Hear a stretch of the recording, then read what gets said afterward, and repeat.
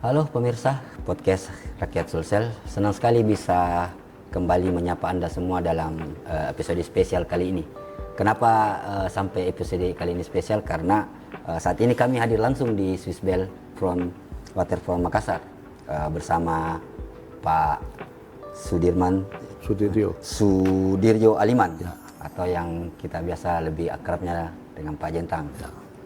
Saya enaknya manggil Pak Jentang aja nih Pak. Kalau boleh Pak Jentang, Pak Sudirjo, Pak Dirjo boleh. Siap. Apa kabar Pak? Semoga senantiasa sehat dan selalu bisa sukses kembali ke depannya. Terima kasih.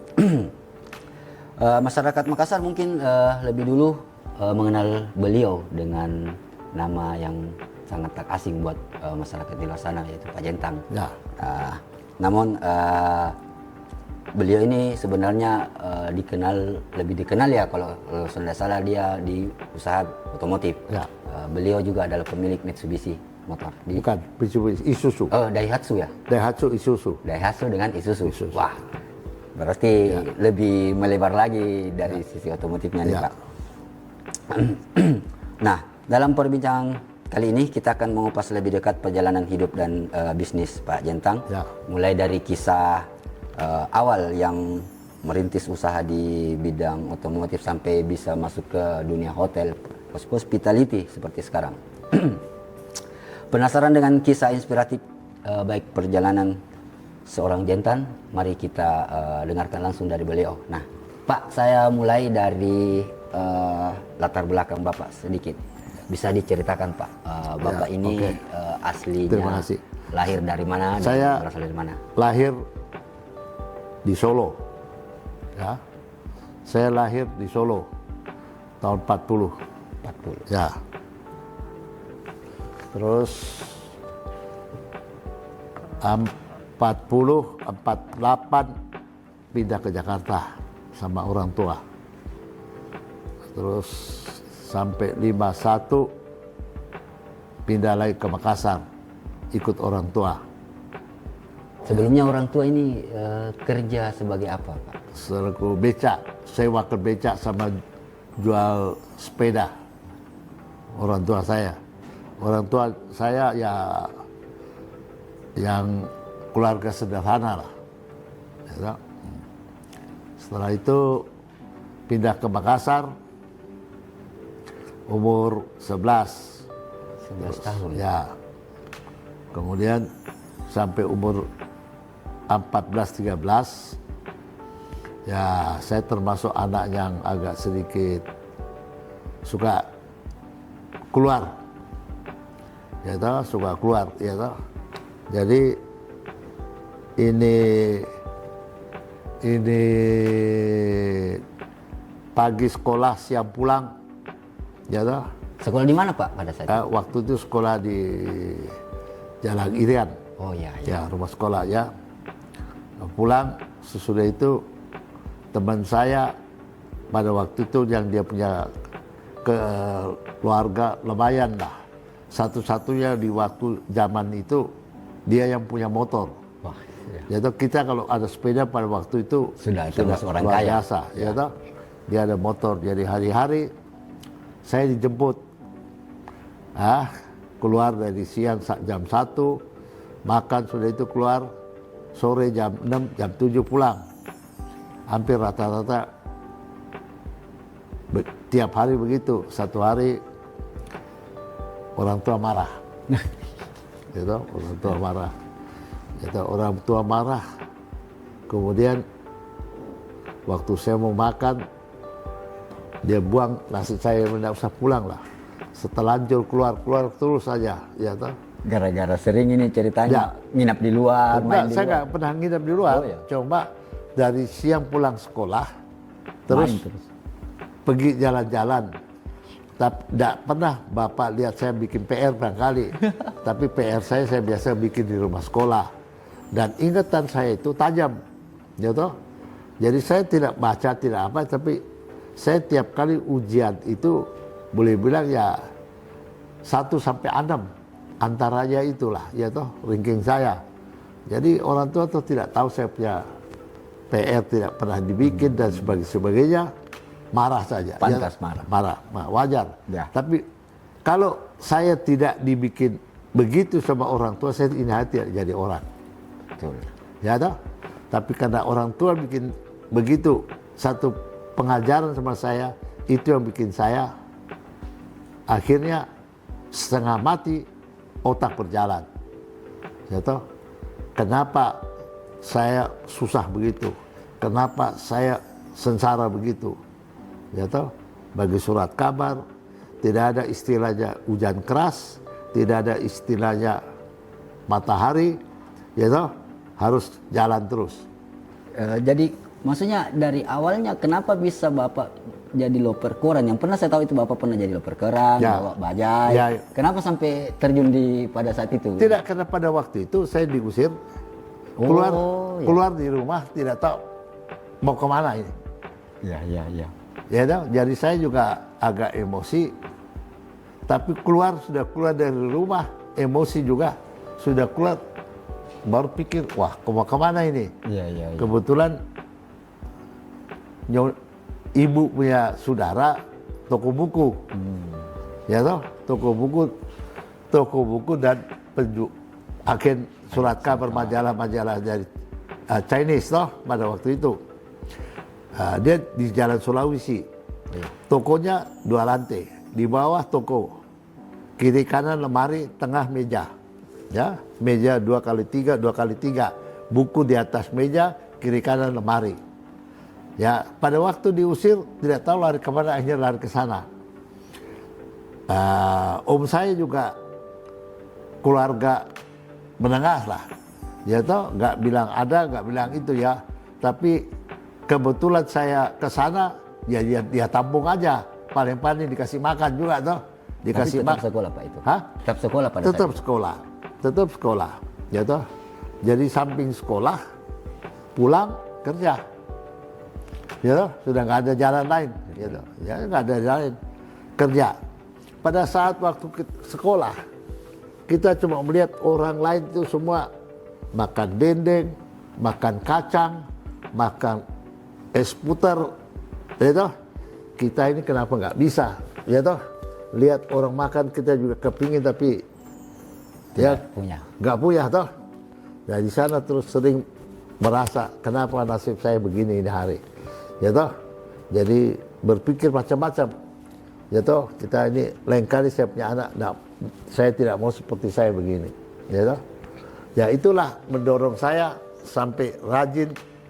Bagaimana sering otak saya cuma bagaimana cari uang, ya toh. Dari sana saya kumpul-kumpul, ada sedikit uang, beli becak.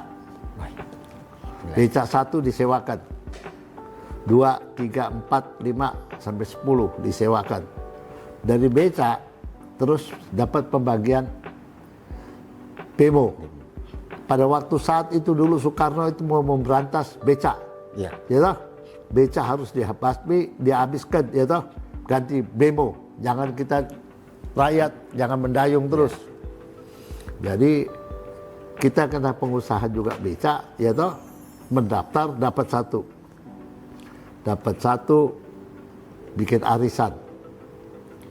Ada arisan satu orang 5.000 atau 50.000 lah. Prinsipnya 20 untuk beli satu bemo. Ya toh? Dari bemo kita jalankan supir bemo. Dari sana terus menjadi supir bemo. Nah, supir bemo dari 1 biji sampai puluhan. Karena saya bawa bemo 1-2 bulan kembali pokok, 2-3 bulan kembali pokok. Karena pada saat waktu itu penduduk Makassar, baik yang Tionghoa maupun Indonesia, yaitu pribumi, ya, itu ingin rasa itu apa itu bemo. Oh ya. Ya. Penasaran. Dari Jalan Sulawesi naik becak ke terminal sentral, naik bemo ke Suku Minasa, atau Limbung, pulang pergi bayar, naik ke sentral, pulang pergi bayar. Betul. Masih saya dapat pada saat. Ya, kalau musim lebaran itu. Ya. Jadi boleh bilang non stop naik turun penuh terus, ya toh. naik turun terus 2 bulan lebih kembali pokok. Bisa dapat beli lagi satu. Ya saya beli, orang punya. Jadi orang yang jual dia merasa bahwa wah ini 1 juta jual 1,1 1,2 enak sekali, ya toh. Nanti daftar lagi dapat lagi barangkali, ya toh. Ya toh. Satu persatu saya beli 2 bulan, 3 bulan saya tambah, 3 bulan, 4 bulan saya tambah, ya toh. Dari 1 jadi 2, 2 jadi 4, ya toh. 4 jadi 5, 6, ya toh, dan seterusnya, ya toh. Menjadi puluhan. Sudah puluhan. Terus Jadi jual sebagian, dagang sepeda. ya. Ya, dagang sepeda. Dari sepeda terus dagang motor. Dari motor terus jadi dealer motor. Dari yang terkecil motor, ya toh, Masih Honda. ya Honda. Ya toh, saya boleh bilang Makassar pedagang motor saya yang paling kecil omsetnya. Cuma 6-8 biji. Kalau orang datang kan 20, 50, ya toh. Tapi rezeki. Saya pada waktu datang pasaran motor habis. Tidak ada. Ya. Saya punya harga baik. Ya toh. Saya waktu beli di Jakarta banjir motor. Harga murah. Sana murah, sini mahal saya jual. Orang lain tidak. Waktu jual sini, waktu mau menjual di sini, banjir. Mereka baku hantam harga, Ya. untungnya tipis. Ya. Ya toh? Mereka di sini susah untung tipis, waktu beli di sana harga mahal. Ya toh? Kosong barang, Ya. ada orang beli. Jadi rezeki hanya terbalik. Ya toh? Dia beli mahal, datang sini banjir, mau jual setengah mati baku saingan. Saya beli di sana kebetulan banjir, murah. Bawa ke sini kosong. Saya sendiri jual harga enak, ya toh? Bisa untung 10-15%. Mereka dulu tidak. Nah itu satu cerita yang itu. Betul. Dari sepeda terus jadi mobil, Ya. ya. Karena saya sendiri dulu pernah supir bemo, ya toh? Bemo itu adalah Daihatsu. Merek dalam itu bemo Daihatsu 1 silinder, ya toh. Saya dulu sampai saya punya mobil bemo itu sekian puluh, saya beli 1 mesin reserve. Kalau bemo penyakitnya hanya seher Piston. pecah, piston pecah, atau ring seher putus, macet, ya toh? Ya. Macet. Jadi karena saya puluhan, waktu adalah uang. Begitu macet ditarik pulang, terus bemo itu dudukan mesinnya adalah 1, 2, 3, 4 sama gambiran 4, 8 mor. Oh ya. Itu dibuka di gambiran, asbloknya dibuka, dudukan mesin dibuka, angkat turun, dan di dalam saya ada reserve 1 mesin, kasih naik, langsung keluar. Betul-betul waktu adalah uang, kita buru, ya toh. Kalau kita simpan baru perbaiki, lama tau, hilang 1-2 hari, ya. Betul. Nah, karena saya sudah banyak, saya beli mesin reserve, pasang naik berangkat, pasang naik berangkat. Itu satu cara. Waktu adalah uang, buru terus. Pada waktu sekarang, dulu 2 bulan 3 bulan bisa beli bemo, ya toh, bisa kembali pokok. Sekarang tambah hari dulu, belakangan cicil mobil dari 1 tahun, 2 tahun, 3 tahun, sekarang cicil mobil sampai 5 tahun baru bisa lunas. Iya. Ya toh, Iya. ya ini tambah susah hidup, ya toh. Nah itulah, ya toh. Ini waktu timing itu penting sekali. Kenapa sampai bisa masuk di bisnis hotel dari, maksudnya agak jauh ketika misalnya dari kendaraan. Nah, terus kenapa bisa hotel? Ya. Ya. Jadi kebetulan ini tempat sudah saya beli. Kemudian saya lihat hotel pada waktu itu agak bagus, ya toh, agak bagus ceritanya. Jadi saya coba bangun hotel, ya toh. Jadi dengan cara saya sendiri membangun ini hotel. Rencana hotel ini dibangun dengan 188 kamar atau 198. Itu hotel kebanyakan orang bangun adalah 138, 188 atau 198. Kenapa Ya. Bapak bisa pilih 198? Nah, jadi sering begini, 8 itu angka bagus. Makanya toh, ya itu 8 kalau dalam Mandarin itu dibaca Pak. Ya. Kalau 138 Isan Pa. Kalau 138 itu adalah 138 Isan Pa. San itu adalah nak 3 juga bisa bilang atas, naik. Gitu? Ya. 1 naik kaya. Gitu? Makanya angka biasa dipilih begitu juga toh. Nah, kita juga bangun hotel, katanya you perhatikan kalau bukan 158, 168, 178 atau 98. 198. Ya mesti begitu. Dia mesti mempertahankan itu. Bapak ambil yang 198. 138. Tidak, 198. 198. 198 programnya pertama. Tapi karena dengan asik punya asik, akhirnya menjadi 298. Wah. Ya toh? Ya. Jadi itulah. Jadi tapi saya nggak pernah bisnis hotel. Cuma pada waktu itu saya cuma hanya mikirkan pengembangan usaha dan memikirkan penampungan. Bisa menampung banyak orang kerja. Orang yang susah saya bisa berikan pekerjaan. Ya toh? Penampungan orang kerja. Karena saya pernah susah. Jadi saya tahu. Ya toh? Jadi pernah alamin apa salahnya kalau saya bisa buka usaha yang memberikan pekerjaan orang sampai ratusan. Kita menghidupkan orang ratusan, ya toh? Toh bagi saya satu kesenangan, ya toh? Ya bisa menolong orang, menghidupkan orang.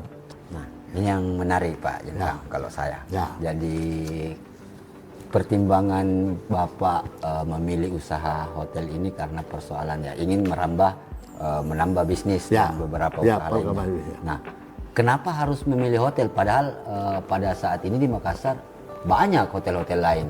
Kenapa lebih memilih bisnis hotel? Ya. Apakah tidak takut saingannya lebih besar usahanya atau bagaimana? Nah, Ya, begini. pasti ada triknya Ya, begini. kalau misalnya mau Ya, bisa membesarkan hotel. Hotel pada waktu itu yang sedang mulai ramainya hotel ya, itu bangun. Setelah bangun, baru rasakan itu setengah matinya. Banyak saingan. Apalagi pada waktu COVID. Ya. Banyak hotel itu berhenti semua. Banyak. Ya toh? Bukan hanya hotel, ya toh? Banyak. Hotel pun, usaha pun, apapun, ya toh? makan. Banyak yang di PHK-kan, ya toh? Tapi syukurlah, saya punya hotel, saya punya kantor, semua tidak ada yang saya PHK-kan. Gitu? Luar biasa. Saya tetap saya mempertahankan, ya toh? Usahakan sebagaimana, toh? Ya, jangan susah kita juga kasih orang susah, ya toh? Usahakan sejahtera semua. Bisa caranya Pak bisa dibagikan? Jadi coba begini, kita tidak berhentikan, coba kita kurangi jam kerjanya, ya toh? Jam kerjanya dia tetap dia ada terima, ya toh? Jadi seharusnya dia 8 jam, ya toh? Ya, kita kasih setengahnya 4 jam. atau 8 jam 15 hari. 8 jam 15 hari. Jadi ya. semua berjalan bisa itu. Jadi kita coba menyampaikan susah sama-sama susah. Betul. Gitu, tapi tidak sampai tidak dapat makan. Yang penting tidak diberhentikan. Ya, tidak diberhentikan. Ya toh, jalan terus, ya toh, itu. Memang yuk tahu waktunya saya mau bikin arisan untuk beli bemo. Ya toh? Sebab dapat pembagian bemo, kita mesti mau beli. Toh tiba-tiba dapat satu ini senang, tapi bagaimana cari duitnya? Bikin arisan. Ya, kita minta sama orang arisan. Ya, minta di sini, minta di sini, minta di sini. Ada orang yang tidak cerewet, ya oke lah saya ikut. Berapa? 50.000, oke saya ikut. Ada yang agak cerewet, ya toh? Iya. Tapi itu haknya orang dan memang wajar. Ya bertanya, arisan ini kalau berjalan, Bapak si A ini kalau sudah nembak, kalau nggak bayar, gimana? Ya. Ya, Siapa memang minta lagi? ada terjadi begitu, toh sudah nembak nggak bayar, bagaimana? Ya. Ya toh, saya bilang tentu saya tanggung. Ya toh, itu tanggung jawab saya selaku kepala. Risiko. Ya resiko, ya toh.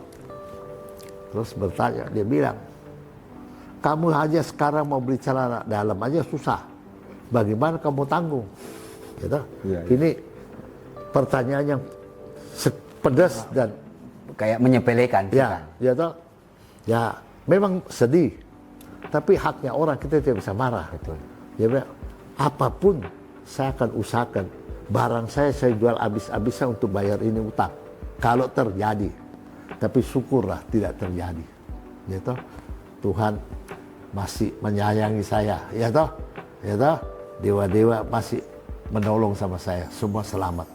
Intinya niat baiknya Bapak Ya. ini sudah pasti Ya. di Ya toh, tapi makanya setelah saya maju, kalau ada orang susah mau bikin arisan 1 juta, 2 juta, 3 juta atau 5 juta, angsal dia betul-betul orang mau kerja, ya, bukan narkoba, bukan pemain judi, ya toh, pasti saya kasih.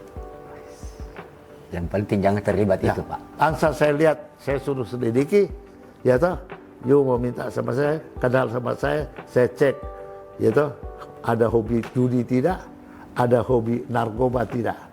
Kalau ada, sorry, ya toh, saya tolak alus saja, maaf saya nggak bisa ikut, ya toh, karena kalau saya kasih berarti menolong dia jadi rusak lagi. Betul. Ya, itu. Tapi kalau memang betul-betul dia mau jadi pengusaha, saya pasti ikut. Karena saya pernah merasakan minta sama orang tolong bikin arisan, gimana susahnya. Sampai ada yang bertanya, kau sekarang beli celana dalam aja susah, bagaimana kau mau bayar? Itu satu pukulan yang luar biasa. Ya toh? Betul. Tapi saya hadapi orang begitu, pada saat saya ada, saya datengin. Saya bilang, Pak, you butuh duit tidak? Saya kasih pinjam 3 miliar, tidak usah bayar bunga 2 tahun. Ya toh, saya kasih ingat dulu kau lihat sama saya, beli celana dalam pun tidak mampu toh. Iya. Sekarang saya mampu, saya mau kasih kau bantu juga begitu. Tapi dia juga rasa tidak enak. Terima kasih Pak, hati baik Bapak. Ya toh, saya tidak perlu ya itu. Makanya kita ada kans, tapi kalau rezekinya jelek, ya begitu juga.